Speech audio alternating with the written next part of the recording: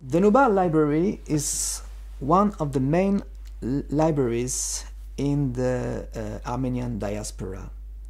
So if you can compare it with three other libraries, which are all ecclesiastic libraries, in Venice, the Meritarist Library, in Vienna, the also Meritarist Library, and in Jerusalem, the Library of the Armenian Patriarchate of Jerusalem. The specificity of the Nubar Library is that it is focused on the 19th and early 20th century, so the modern period. There are 43,000 printed books in the library.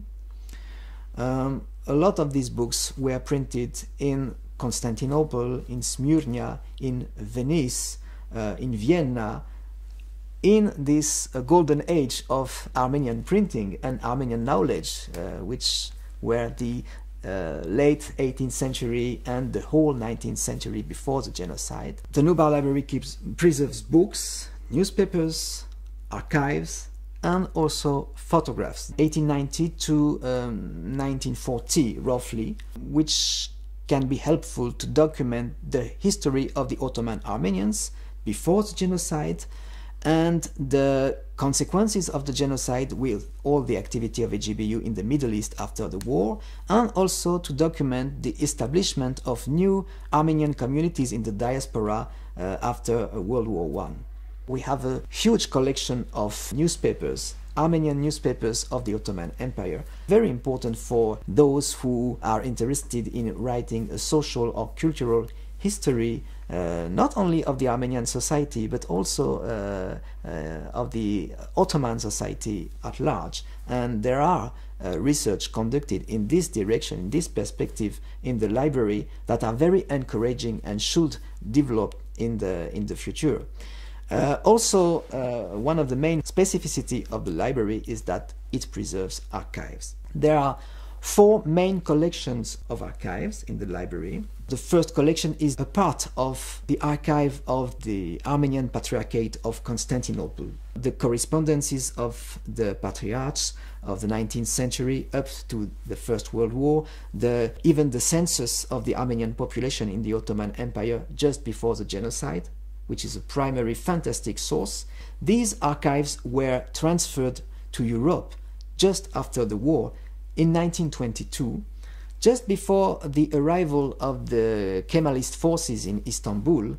The second collection of archive is the collection coming from the Armenian National Delegation. These are correspondences from the Armenian National Delegation with foreign officials, Armenian politicians. The third main collection is the collection constituted by the AGBU Archives, and it is very important to study it if you want to understand the human consequences of the genocide. The period of 1919 to the late 1920s, you can follow day by day the activity of AGBU in favor of these refugees, in favor of these orphans.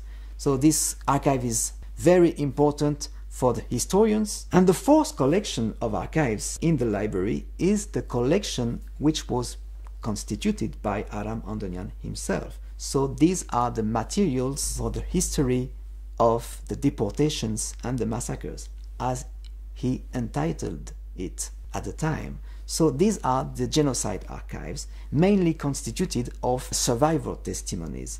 If we consider the research that has been published recently, the most important are the works of Raymond Kevorkian, who is now one of the main historians of the Armenian genocide in the world.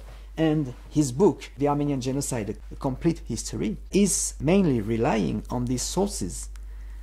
Partly the archives of the Patriarchate, and partly the Andonian archive. And for the first time, it takes into consideration the point of view of the victims. It's a turning point in the recent historiography of the genocide, and this turning point has been made possible by the fact that we conserve this archive here. And also, people are coming to the library and they give family archives, they give books, they give old photographs. So still the library is enriching its collections. I believe that in the Armenian diaspora, the Nubar Library is a very unique place regarding the history of the Armenian people, regarding memory, and regarding knowledge. The history of the library and even the conception of the library shows very clearly that the leaders of Armenian institutions at the time had a real vision of the future.